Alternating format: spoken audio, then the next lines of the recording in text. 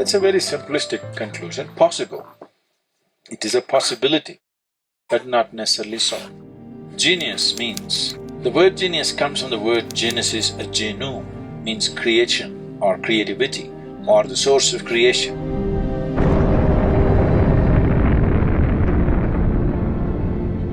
So, a genius means somehow he touched the source of creation, unknowingly or knowingly. Either you can become consciously move towards being a genius or unconsciously a genius. When I say unconsciously becoming a genius, you can say a Beethoven. He's an unconscious genius, he doesn't know why he's a musician, but he is deaf of hearing, but still music flows because you don't become a musician because you have a great voice, because you have a great sense of hearing. That's how you become a musician. So somebody who cannot even hear becomes a musician. This is an unconscious genius. Maybe because he could not hear the normal sounds, he paid attention to something else.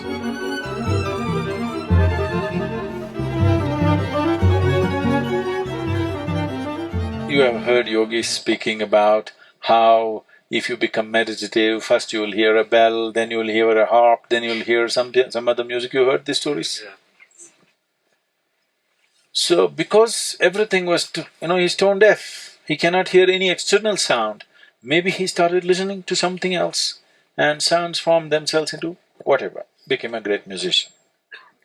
So this is an unconscious genius, probably. We cannot make the judgment, probably. But you never know, maybe he was conscious. Because he's in Europe, he could never talk those things. So maybe he only spilled out the music and never managed to speak because it's not allowed to be spoken in a particular society. If he was in India, he could blabber whatever he wanted, because a safety net. No, it's very important. If spiritual dimensions have to really evolve in a society, that freedom should be there. Their crazies will come, loonies will come, but sages will come too. You heard of the mathematician Ramanujan? On his deathbed, he wrote a theorem. There are many others before that. But on his deathbed, he wrote a theorem. After 100 years, only in 2010, I think, they figured it out that this theorem describes the black holes in the universe. 100 years ago, even the concept of black hole did not exist in the scientific community. But he made a mathematical calculation for the black hole, describing black hole through mathematics. Because unless any theory that you make, unless you have a mathematical backbone, that theory is discarded. But now he did not have a theory, he just made a mathematical backbone. And he said, I don't know what this is, my Devi gave it to me.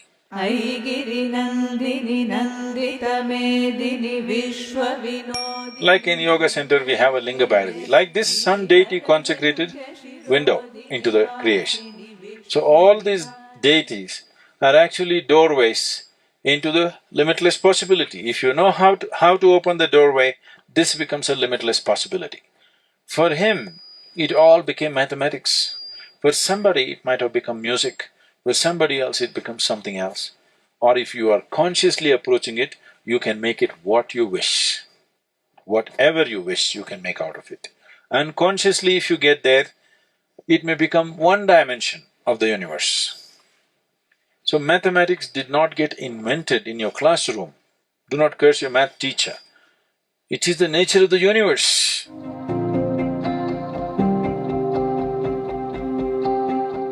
This is the only way the nature of the universe can be translated into human experience, and one of the reasonably efficient ways to do this is mathematics. Words would be total waste.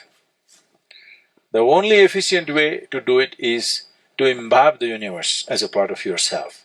That's what yoga means. Yoga means it's become one. Everything is in union.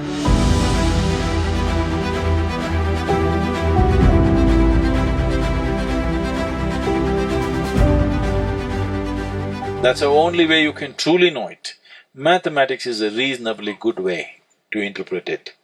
So, a genius might have happened due to many reasons, but it is not necessarily that in his previous life Ramanujam was a mathematician or Beethoven was a musician, not necessary. There might have been something else. Definitely they were something of some consequence, okay? Definitely they were of some evolution of state within themselves. That might have manifested as music or math or something else in this life, but it is not necessary that they must have been musicians or mathematicians. It is just that somehow they opened a window or a door. Because of that, one dimension of life became simply apparent.